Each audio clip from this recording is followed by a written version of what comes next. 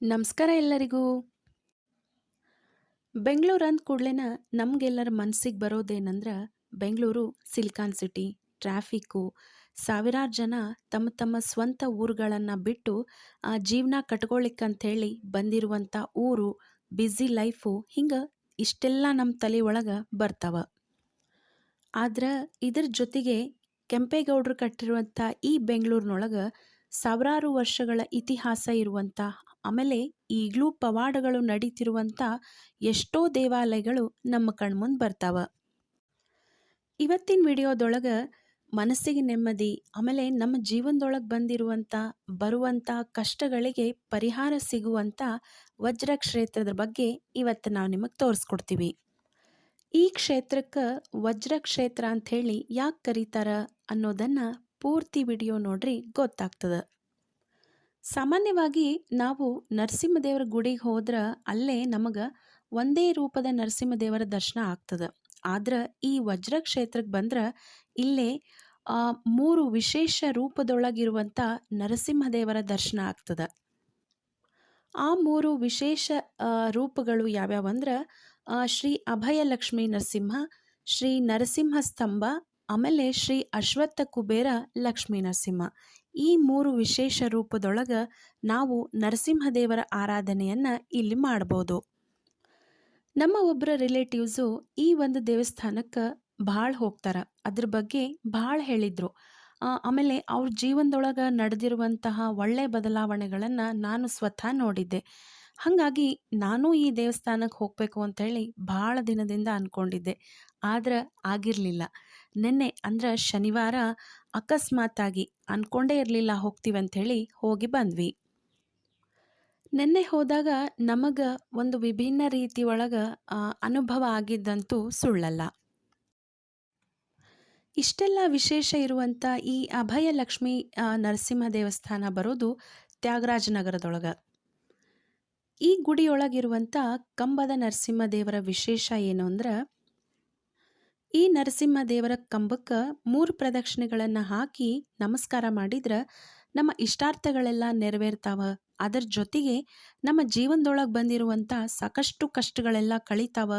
ಆಮೇಲೆ ಇದು ಬರೀ ಹೇಳೋದಲ್ಲ, ಇಲ್ಲಿ ಬಂದಿರುವಂಥ ಸಾಕಷ್ಟು ಜನರ ಅನುಭವಕ್ಕೂ ಅದು ಬಂದದ.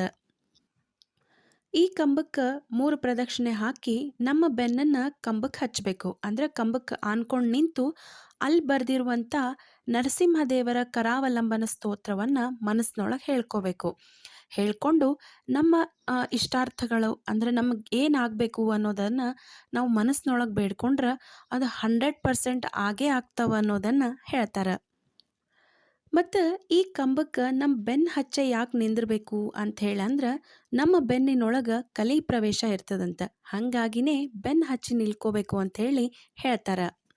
ಇಷ್ಟೆಲ್ಲ ವಿಶೇಷ ಇರುವಂಥ ಈ ಕಂಬದ ಒಳಗೆ ಏನೇನವ ಅಂತಂದ್ರೆ 108 ವಿಶೇಷ ಸಾಲಿಗ್ರಾಮಗಳು, ಯಂತ್ರ ಉದ್ಧರಣೆ, ವಿಶೇಷ ಮೂಲಿಕೆಗಳು, ದೇವತಾ ಮೂರ್ತಿಗಳು, ಅತ್ಯಂತ ಶ್ರೇಷ್ಠವಾದ ತೀರ್ಥಗಳು, ಅದರ ಜೊತೆಗೆ ಅನೇಕ ಪರಿಹಾರದ ಯಂತ್ರಾದಿಗಳು, ತೀರ್ಥಕ್ಷೇತ್ರದ ಯತಿವರಣ್ಯರ ಸಾಧು ಸಂತರ ಸಾಧಕರು ಮಾಡಿರುವಂಥ ಅನೇಕ ಸಾಧನೆಗಳ ರೂಪವಾದಂಥ ಪದಾರ್ಥಗಳೆಲ್ಲ ಈ ಸ್ತಂಭದೊಳಗವ. ಇದರ ಜೊತೆಗೆ ಭೂತರಾಜರ ದಂಡ, ಬೃಹತ್ ಯಂತ್ರ, ಹಿಂಗೆ ಸಾಕಷ್ಟು ವಿಶೇಷ ಪದಾರ್ಥಗಳೆಲ್ಲ ಈ ಕಂಬದ ಒಳಗಿರೋದು ವಿಶೇಷ. ಇಷ್ಟೆಲ್ಲ ವಿಶೇಷ ಇರುವಂಥ ಈ ಪದಾರ್ಥಗಳನ್ನೆಲ್ಲ ಈ ಸ್ತಂಭದೊಳಗೆ ಪ್ರತಿಷ್ಠಾಪನೆ ಮಾಡಿ ಗ್ರಂಥದೊಳಗೆ ಹೇಳಿರುವಂಥ ಮಂತ್ರ ಸ್ತೋತ್ರಗಳಿಂದ ಈ ನರಸಿಂಹ ಸ್ತಂಭವನ್ನು ಪ್ರತಿಷ್ಠಾಪನೆ ಮಾಡಿ ಪೂಜಾ ಮಾಡ್ತಾರೆ. ಈ ಕಂಬಕ್ಕೆ ನಾವು ಪ್ರತಿ ದಿವಸ, ಪ್ರತಿ ವಾರ, ಪ್ರತಿ ಮಾಸ ನಮಗೆ ಯಾವಾಗ ಅನುಕೂಲ ಆಗ್ತದೋ ಆವಾಗ ಬಂದು ನಾವು ಈ ಕಂಬಕ್ಕೆ ಪ್ರದಕ್ಷಿಣೆ ಹಾಕಿ ನಮ್ಮ ಇಷ್ಟಾರ್ಥಗಳನ್ನು ಕೇಳ್ಕೋಬೋದು. ಇನ್ನು ಈ ಕಂಬದ ಕಲಶದ ದರ್ಶನವನ್ನು ವರ್ಷಕ್ಕೊಮ್ಮೆ ಮಾತ್ರ ನೋಡ್ಲಿಕ್ಕೆ ಸಿಗ್ತದೆ. ಅದು ಯಾವಾಗಂದ್ರೆ ವೈಶಾಖ ಶುದ್ಧ ಹುಣ್ಣಿಮೆ. ಆ ದಿನ ನರಸಿಂಹದೇವರಿಗೆ 108,000 ಲೀಟ್ರ್ ಹಾಲಿನ ಅಭಿಷೇಕ, ಅದ್ರ ಜೊತೆಗೆ ಮಂಗಲ ದ್ರವ್ಯ, ಸುವರ್ಣ ದ್ರವ್ಯದ ಅಭಿಷೇಕ ಮಾಡೋದು ವಿಶೇಷ. ಮತ್ತು ಈ ಕಲಶದ ದರ್ಶನ ಮಾಡೋದ್ರಿಂದ ನಮ್ಮ ಜೀವನದ ಕಷ್ಟಗಳೆಲ್ಲ ಕಳೀತಾವ ಅಂಥೇಳಿ ಹೇಳ್ತಾರೆ. ಇಷ್ಟು ವಿಶೇಷ ಇರುವಂಥ ಈ ಕಂಬದ ಇನ್ನೊಂದು ವಿಶೇಷ ಏನಂದ್ರೆ, ಪ್ರಪಂಚದಾದ್ಯಂತ ಇರುವಂಥ 2ನೇ ನರಸಿಂಹ ಸ್ತಂಭ ಅಂದ್ರೆ ಇದೆ ಅಂಥೇಳಿ ಹೇಳ್ತಾರೆ. ಇಲ್ಲಿ ಸ್ತಂಭದ ನರಸಿಂಹ ದೇವರಿಗೆ ಪ್ರದಕ್ಷಿಣೆ ಹಾಕಿ ನಮ್ಮ ಇಷ್ಟಾರ್ಥವ ಏನೇನವ ಅವನ್ನೆಲ್ಲ ಕೇಳ್ಕೊಂಡ್ಮೇಲೆ ನೆಕ್ಸ್ಟ್ ನಾವು ದರ್ಶನ ಮಾಡಿದ್ದು ಶ್ರೀ ಅಭಯಲಕ್ಷ್ಮೀ ನರಸಿಂಹದೇವರು. ಇಲ್ಲಿರುವಂಥ ಅಭಯಲಕ್ಷ್ಮೀ ನರಸಿಂಹದೇವರು ಮತ್ತು ಪಟ್ಟಾಭಿರಾಮ ದೇವರ ವಿಶೇಷ ಏನಂದ್ರೆ, ಇದು ಅಪರೂಪ ಮತ್ತು ಏಕಶಿಲಾ ಸಾಲಿಗ್ರಾಮದ ಮೂರ್ತಿ ಅನ್ನೋದು ವಿಶೇಷ. ಸಾಮಾನ್ಯವಾಗಿ ನರಸಿಂಹದೇವರಿಗೆ ಮತ್ತು ಆಂಜನೇಯನಿಗೆ ಜೇನುತುಪ್ಪದ ಅಭಿಷೇಕ ಬಹಳ ವಿಶೇಷ ಮತ್ತು ಬಹಳ ಪ್ರಿಯ ಅಂಥೇಳಿ ಹೇಳ್ತಾರೆ.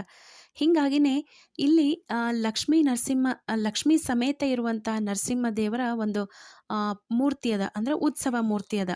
ಆ ಮೂರ್ತಿಗೆ ನಾವು ಸ್ವತಃ ಕೈಯಿಂದ ಜೇನುತುಪ್ಪದ ಅಭಿಷೇಕವನ್ನು ಮಾಡುವಂಥ ಅವಕಾಶ ನಮಗಿಲ್ಲಿ ಸಿಗ್ತದೆ.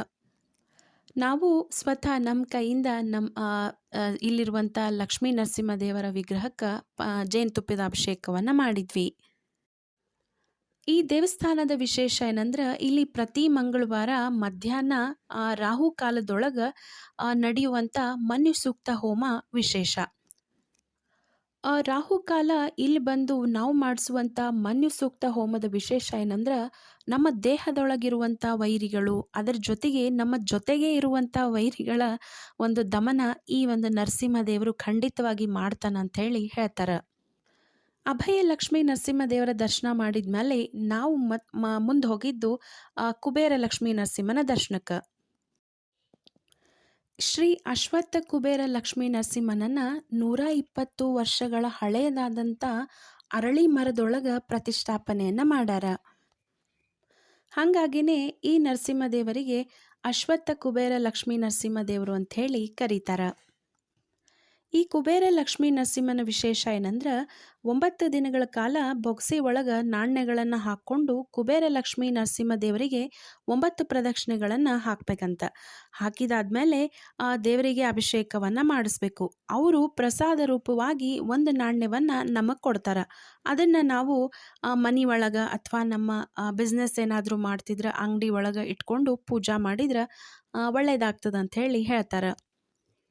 ಸಾಮಾನ್ಯವಾಗಿ ನಾವು ದೇವಸ್ಥಾನಕ್ಕೆ ಹೋದಾಗ ನವಗ್ರಹಗಳ ದರ್ಶನವನ್ನು ಮಾಡೇ ಮಾಡ್ತೀವಿ. ಇಲ್ಲಿರುವಂಥ ವಿಶೇಷ ಏನಂದ್ರೆ, ದಂಪತಿಗಳ ಸಮೇತ ಇರುವಂತಹ ನವಗ್ರಹಗಳ ಒಂದು ದರ್ಶನವನ್ನು ನಾವು ಮಾಡ್ಬೋದು.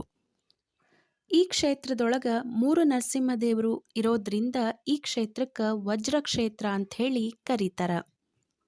ಇಲ್ಲೇ ಪ್ರತಿ ಹುಣ್ಣಿಮೆ ಭೂತರಾಜರ ಪೂಜಾ ಇರ್ತದೆ. ಇನ್ನು ಅಮಾವಾಸ್ಯೆ ದಿನ ದುರ್ಗಾ ಪೂಜೆ ಮತ್ತು ವಿಷ್ಣು ಸಹಸ್ರನಾಮ, ನವಗ್ರಹ, ಲಕ್ಷ್ಮೀ ನರಸಿಂಹ ದೇವರ ಹೋಮ ಇರ್ತದೆ. ಇನ್ನು ಸ್ವಾತಿ ನಕ್ಷತ್ರದ ದಿನ 108 ಲೀಟರ್ ಹಾಲಿನ ಅಭಿಷೇಕ ಇಲ್ಲಿ ಮಾಡ್ತಾರೆ. ಇನ್ನು ಪ್ರತಿ ಮಂಗಳವಾರ ಅಂದ್ರೆ ಮಧ್ಯಾಹ್ನ 3ರಿಂದ 4:30 ತನಕ ರಾಹುಕಾಲದೊಳಗೆ ಇಲ್ಲಿ ಬಂದು ಬೆಲ್ಲದಾರತಿಯನ್ನು ಮಾಡ್ತಾರೆ. ನೀವು ಮನೆಯಿಂದಾದ್ರೂ ಬೆಲ್ಲ ಎಲ್ಲ ತೊಗೊಂಡು ದೀಪ ತೊಗೊಂಡು ಬಂದು ಆರತಿ ಮಾಡ್ಬೋದು. ಇಲ್ಲ ಅಂತಂದ್ರೆ ಇಲ್ಲೇ ಸಿಗ್ತಾವ, ಅದನ್ನು ತಗೊಂಡು ನೀವು ದೇವರಿಗೆ ಬೆಲ್ಲದಾರತಿಯನ್ನು ಮಾಡ್ಬೋದು. ಇನ್ನು ಈ ಅಶ್ವತ್ಥ ಕುಬೇರ ಲಕ್ಷ್ಮೀ ನರಸಿಂಹನ ವಿಶೇಷ ಏನಂದ್ರೆ, ಈ ದೇವರು ದಿನ ಬೆಳಿತಾರೆ ಅಂಥೇಳಿ ಹೇಳ್ತಾರೆ. ಯಾಕಂದ್ರೆ ಅಶ್ವತ್ಥ ಗಿಡದೊಳಗೆ ಒಂದು ನರಸಿಂಹ ದೇವರ ಕೆತ್ತನೆಯನ್ನು ಇತ್ತು, ಅಂದ್ರೆ ಮೂಡಿದ್ದಿತ್ತು. ಈಗ ಅದು ಬೆಳೆದು ಬೆಳೆದು ಸ್ವಲ್ಪ ಭಾಗ ಮುಚ್ಕೊಂಡಿರೋದನ್ನು ನಾವು ನೋಡ್ಬೋದು. ಇಲ್ಲಿ ಬಂದ್ರೆ ನರಸಿಂಹದೇವರ ಜೊತೆಗೆ ಪಟ್ಟಾಭಿರಾಮ ದೇವರ ದರ್ಶನ, ಆಮೇಲೆ ಆಂಜನೇಯನ ದರ್ಶನ, ರಾಯರ ದರ್ಶನ ಎಲ್ಲ ಆಗ್ತದೆ. ಮಕ್ಕಳನ್ನ ಕರ್ಕೊಂಡು ನಾನು ನಮ್ಮ ವೈನಿ ಹೋಗಿದ್ವಿ. ಇಬ್ಬರಿಗೂ ಏನೋ ಒಂಥರ ವಿಶೇಷ ಅನ್ನಿಸ್ತು ಅಂಥೇಳಿ ಒಬ್ರಿಗೊಬ್ರು ಹೇಳ್ಕೊಂಡ್ವಿ. ಇನ್ನು ಇಲ್ಲಿರುವಂಥ ಅರ್ಚಕರು, ಆಮೇಲೆ ಅಲ್ಲಿರುವಂಥ ಎಲ್ಲ ಸಿಬ್ಬಂದಿಗಳು ಭಾಳ ಫ್ರೆಂಡ್ಲಿ ಇದ್ದಾರೆ. ಯಾಕಂದ್ರೆ ನಾ ಅಲ್ಲಿ ಹೋದಾಗ ಇದ್ರ ಬಗ್ಗೆ ಏನು ಅಂತ ಕೇಳಿದಾಗ ಎಷ್ಟು ನೀಟಾಗಿ ಕೂತ್ಕೊಂಡು ನಮಗೆಲ್ಲ ಅದ್ರ ಹೇಳಿದ್ರಂದ್ರೆ, ನಿಜವಾಗ್ಲೂ ಈ ಥರ ಸಿಗೋದು ಭಾಳ ಅಪರೂಪ. ನಂಗೆ ಇದ್ರ ಬಗ್ಗೆ ಎಲ್ಲ ಮಾಹಿತಿಯನ್ನು ಕೊಟ್ಟವರು ಅಲ್ಲಿರುವಂಥ ಮಾಲತಿ ಅನ್ನುವಂಥ ಮೇಡಮು. ನನ್ನ ಕಡೆಯಿಂದ ಮಾಲತಿ ಮೇಡಮ್ ಅವರಿಗೆ ಥ್ಯಾಂಕ್ ಯು. ಅಲ್ಲಿ ಬರುವಂಥ ಎಲ್ರಿಗೂ ಹೆಂಗೆ ನಮಸ್ಕಾರ ಹಾಕಬೇಕು, ಏನು ಆ ಗುಡಿ ವಿಶೇಷ ಏನು ಅನ್ನೋದನ್ನು ಮಾಲತಿ ಮೇಡಮ್ ಭಾಳ ಚಂದ ಹೇಳ್ತಾರೆ. ಇಷ್ಟೆಲ್ಲ ವಿಶೇಷ ಇರುವಂಥ ಈ ಲಕ್ಷ್ಮೀ ನರಸಿಂಹ ದೇವಸ್ಥಾನಕ್ಕೆ ನೀವು ಎಲ್ಲ ಹೋಗ್ರಿ. ಆಮೇಲೆ ಯಾರ್ಯಾರು ಹೋಗಿರಿ, ನಿಮ್ಮ ಒಪಿನಿಯನ್ನು ಈ ದೇವಸ್ಥಾನದ ಬಗ್ಗೆ ಏನು ಅನ್ನಿಸ್ತು, ನಿಮ್ಗೆ ಅನುಭವ ಅನ್ನೋದನ್ನು ಕಮೆಂಟ್ ಮಾಡಿ ಹೇಳ್ರಿ. 9 ಪ್ರದಕ್ಷಿಣೆಗಳನ್ನು ಹಾಕೋದು ಈ ದೇವಸ್ಥಾನದ ವಿಶೇಷ. ಅಭಿಷೇಕ ಮಾಡಿದ ಕೂಡಲೇ ಆಚಾರ್ಯ ನಿಮಗೆ ಪ್ರಸಾದವನ್ನು ಕೊಡ್ತಾರೆ. ಈ ದೇವಸ್ಥಾನದ ಲೊಕೇಶನನ್ನು ಡಿಸ್ಕ್ರಿಪ್ಷನ್ ಬಾಕ್ಸ್ ಒಳಗೆ ಹಾಕಿರ್ತೀನಿ, ನೋಡ್ರಿ. ಬೇವಿನ ಮರ ಬೆಳೆದಿತ್ತು. ಆಮೇಲೆ ಕಾಲಾಂತರದಲ್ಲಿ ಅದು ಸ್ವಲ್ಪ ಒಣಗಿ ಅದು ಬಿತ್ತಲ್ಲ, ಆ ಟೈಮಲ್ಲಿ ಇದು ಹಾಗೆ ಬಿಡೋದು ಬೇಡ ಅಂದ್ಬಿಟ್ಟು ಅಶ್ವತ್ಥ ಕುಬೇರ ಮೂಲೆ ಆದ್ದರಿಂದ ಲಕ್ಷ್ಮೀ ನರಸಿಂಹದೇವ್ರನ್ನ ಇಲ್ಲಿ ಒಳಗಡೆ ಪ್ರತಿಷ್ಠಾಪನೆ ಮಾಡ್ತಾ ಇದ್ವಿ. ಆ ಕಾಲಾಂತರದಲ್ಲಿ ಮರ ಬೆಳೀತಾ ನೀವು ಮುಚ್ಕೋತಾ ಇದೆ. ನೀವು ನೋಡ್ಬೋದು, ಇಲ್ಲಿ ಲಕ್ಷ್ಮೀ ನರಸಿಂಹದೇವ್ರ ವಿಗ್ರಹ ಇದೆ. ಇದು ಲಕ್ಷ್ಮೀ ದೇವಿನ ಈ ಥರ ಕವರ್ ಆಗ್ತಾ ಇದೆ. ಹಾಗಾಗಿ ಇದು ಸ್ವಾತಿ ನಕ್ಷತ್ರದಿಂದ 108 ಲೀಟರ್ ಹಾಲಿನ ಅಭಿಷೇಕ ಮಾಡ್ತಾರಲ್ಲ, ಸೊ ಎಲ್ಲರಿಗೂ ಕಾಣುವಂಗೆ ಇಲ್ಲಿಂದ ಈ ವಿಗ್ರಹನ ಪ್ರತಿಷ್ಠೆ ಮಾಡಿದಾಗಿದೆ. ಇದು ಒಳಗಡೆ ಹಾಗೆ ಮುಚ್ಕೊಳ್ತಾ ಇದೆ. ಲಕ್ಷ್ಮೀ ನರಸಿಂಹದೇವರು ಕಾಣಿಸ್ತಾ ಇದ್ದಾರೆ, ಪಾದ ಕಾಣಿಸ್ತಾ ಇದೆ, ಹಾಗೆ ಲಕ್ಷ್ಮೀ ದೇವರು ಮುಚ್ಕೊಂಡಿದೆ. ಮತ್ತು ಇನ್ನೊಂದು ಗರ್ಭಗಂಬದಲ್ಲಿ ಎಲ್ಲ ಕಡೆ ನೀವು ಗರ್ಭಗಂಬದಲ್ಲಿ ಒಂದು ಗಣಪತಿ ಒಂದು ಹನುಮದೇವ್ರನ್ನ ನೋಡ್ಬೋದು. ಇಲ್ಲಿ 2 ಗಣಪತಿ ದೇವರು ಕಾಣಿಸ್ತಾರೆ. ಮತ್ತು ಇದು ನವಗ್ರಹಗಳು ಅಷ್ಟೇ, ದಂಪತಿ ಸಮೇತ ನವಗ್ರಹಗಳಿದೆ, ಹಾಗೆ ವಾಹನ ಸಮೇತ ಇದೆ. ಎಲ್ಲ ಕಡೆಯೂ ಬೆಳಗ್ಗೆ ಮಾತ್ರ ನವಗ್ರಹ ಪ್ರದಕ್ಷಿಣೆ ಹಾಕಬೇಕು, ಅಶ್ವತ್ಥಮರ ಪ್ರದಕ್ಷಿಣೆ ಹಾಕಬೇಕು ಅಂತ ಹೇಳ್ತಾರಲ್ವ. ಇಲ್ಲಿ ನೀವು ಸಂಜೆ ಆದರೂ ಕೂಡ ಮಧ್ಯಾಹ್ನ ರಾತ್ರಿ ಯಾವ ಟೈಮಲ್ಲಿ ಆದರೂ ಹಾಕ್ಬೋದು. ಏಕೆಂತಂದರೆ ಕುಬೇರ ನರಸಿಂಹದೇವರು ಮರದಲ್ಲಿರೋದ್ರಿಂದ ಮತ್ತು ಗಣಪತಿಯನ್ನು ಮೂಡಿರೋದ್ರಿಂದ ಯಾವ ಟೈಮಲ್ಲಾದ್ರೂ ಎಲ್ಲದಕ್ಕೂ ಸೇರಿ ಪ್ರದಕ್ಷಿಣೆ ಹಾಕ್ಬೋದು. ಇನ್ನೊಂದು ಮತ್ತು ಈ ಗಣಪತಿ ವಿಶೇಷ ಅಂತಂದರೆ ಕಲ್ಲಿನಲ್ಲೇ ಜನಿವಾರ ಕೆತ್ತನೆ ಮಾಡಲಾಗಿದೆ. ಇಲ್ಲಿ ನೋಡಿ, ಈ ಕಲ್ಲಿನಲ್ಲೂ ಜನಿವಾರ ಕೆತ್ತನೆ ಮಾಡಲಾಗಿದೆ. ನವಗ್ರಹದಲ್ಲಿ ಹಾಗೆಯೇ ದಂಪತಿ ಸಮೇತ ವಾಹನ ಸಮೇತ ನವಗ್ರಹ ಇರೋದ್ರಿಂದ 2 ಹನುಮ ದೇವರು ಮುಂದೆ ಒಂದು ಆ ಕಡೆ ಇದೆ. ಈ ಗಣಪತಿ ಇಲ್ಲಿ 2 ಇದೆ. ಸೊ ಹಾಗಾಗಿ ಯಾವುದೇ ದೋಷ ಇರೋದಿಲ್ಲ. ವರ್ಷದ್ದು ಆ್ಯನ್ಯಲ್ ಇದು ವಾರ್ಷಿಕೋತ್ಸವ ಆಯಿತು. ಸೊ ಈಗ 50ನೇ ವರ್ಷಕ್ಕೆ ಕಾಲಿಡ್ತೇನೆ. ಬರೋ ವರ್ಷ 50 ವರ್ಷ ಆಗುತ್ತೆ. ವಿಶೇಷ ದಿನಗಳಲ್ಲಿ ಹೆಂಗೆ ಅನ್ನಿಸ್ತು ಇವತ್ತಿನ ವಿಡಿಯೋ? ಈ ವಿಡಿಯೋ ನಿಮಗೆ ಇಷ್ಟ ಆಗಿತ್ತಂದ್ರೆ ನಮ್ಮ ವಿಡಿಯೋನ ಲೈಕ್ ಮಾಡಿರಿ. ಹಾಗೆ ನಿಮ್ಮ ಫ್ರೆಂಡ್ಸ್ ಆ್ಯಂಡ್ ಫ್ಯಾಮಿಲಿ ಮೆಂಬರ್ಸಿಗೂ ಈ ವಿಡಿಯೋನ ಶೇರ್ ಮಾಡಿರಿ. ಮುಖ್ಯವಾಗಿ ನಮ್ಮ ಚಾನಲ್ನ ಸಬ್ಸ್ಕ್ರೈಬ್ ಮಾಡಿಕೊಂಡು ನಮ್ಮ ವಿಡಿಯೋಸನ್ನು ನೋಡಿರಿ. ಮತ್ತು ಮುಂದಿನ ವಿಡಿಯೋ ಜೊತೆ ಬರ್ತೀವಿ. ಅಲ್ಲಿ ತನಕ ಥ್ಯಾಂಕ್ ಯು.